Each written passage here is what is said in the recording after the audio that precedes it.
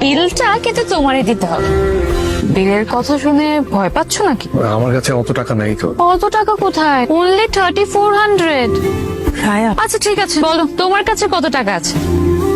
770 টাকার মতো। 770 টাকা? এই 770 টাকা নিয়ে তুমি আমার সাথে দেখা করতে এসেছো? ওয়াও! সরি, স্টুডেন্ট পড়াতে পড়াতে দেরি হয়ে গেছে। আরে ধুর, তুমি দেরি না করলে আমি ঢিলামি করতাম। ঠিক আছে? হ্যাঁ ঠিক আছে, চলো কোথাও বসি। হ্যাঁ শিওর। আমিও সারাদিন কিছু খাই নাই, চলো।